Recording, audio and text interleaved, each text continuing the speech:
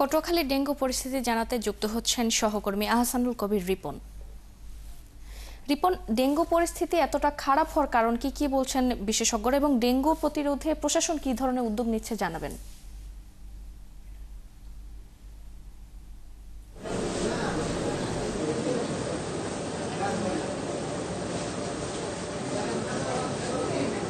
ফারজানা, আপনি যেমনটা বলছিলেন যে পটুয়াখালী জেলায় ডেঙ্গুর শনাক্তের হারটা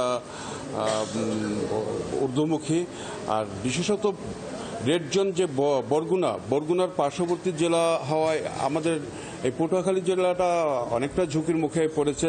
তার প্রভাব ইতিমধ্যে মির্জাগঞ্জ উপজেলায় পড়েছে।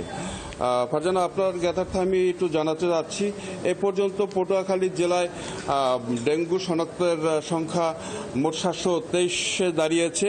এর মধ্যে শুধু মির্জাগঞ্জ উপজেলাতেই রয়েছে 379 জন। এরপরে দ্বিতীয় অবস্থায় রয়েছে পটুয়াখালী মেডিকেল কলেজ হাসপাতাল। এখানে এ পর্যন্ত শনাক্ত হয়েছে 188 জন। আর গত 24 ঘন্টায় নতুন 12 জন সহ এই মুহূর্তে জেলার বিভিন্ন হাসপাতালে ভর্তি রয়েছে 79 জন।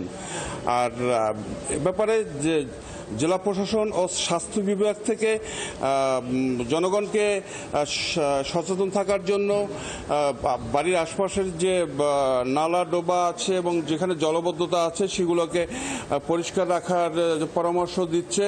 আর পটুয়াখালী পৌরসভার পক্ষ থেকে মশক নিধনের একটি কর্মসূচি নেওয়া হয়েছে।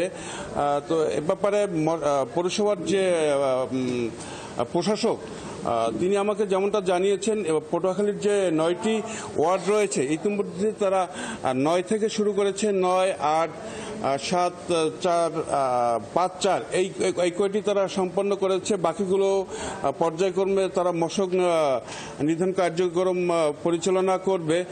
আরেকটি বিষয় রয়েছে যে পটুয়াখালী জেলা শহরের বাইরে যে মফস্বল পর্যায়ে কিন্তু প্রচুর রোগী ডেঙ্গু আক্রান্ত হয়ে হাসপাতালে আসতেছে, ভর্তি হচ্ছে, কিন্তু সেক্ষেত্রে গ্রাম পর্যায়ে তেমন একটা সচেতনতা নেই বললেই চলে। আরেকটি বিষয় হচ্ছে যারা ডেঙ্গু আক্রান্ত হচ্ছে, ভর্তি হচ্ছে হাসপাতালে, তারাও কিন্তু স্বাস্থ্যবিধিটাকে মেনে চলছে না। আমি এই মুহূর্তে পটুয়াখালী যে মেডিকেল কলেজ হাসপাতালে রয়েছি, এখানে এই যে মেডিকেল কলেজ হাসপাতালের যে পেইং ওয়ার্ড, এখানে 4 জন ভর্তি রয়েছে। এখানে 4 জনকে মশারির মধ্যে দেখা যাচ্ছে, কিন্তু পাশাপাশি যে মেইল যেটা জেনারেল ওয়ার্ড, সেখানে 7 জন রোগী ভর্তি রয়েছে। সেখানে আলাদা ডেঙ্গু কর্নারও নেই এবং কেউ মশারিও টানাচ্ছে না, অর্থাৎ তারা স্বাস্থ্যবিধি মেনে চলছে না। আরেকটি বিষয় হচ্ছে যে পটুয়াখালীতে এখন পর্যন্ত কিন্তু পটুয়াখালী মেডিকেল কলেজ হাসপাতালে এখন পর্যন্ত কিন্তু আলাদা ডেঙ্গু ওয়ার্ড চালু করা হয়নি, যেটা বিগত দিনে ছিল। এ ব্যাপারে আমি এখানকার যে তত্ত্বাবধায়ক ডাক্তার দিলরুবা ইয়াসমিন, তার দৃষ্টি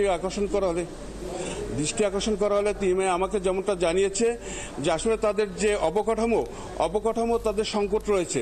তারা বলছে আসলে আনুষ্ঠানিকভাবে পটুয়াখালী মেডিকেল কলেজ ঘোষণা হলো, এখানে 500 শয্যা থাকার কথা থাকলেও এখনও তারা 250 বেডের অবকাঠামো এবং জনবল দিয়ে কাজ করছে।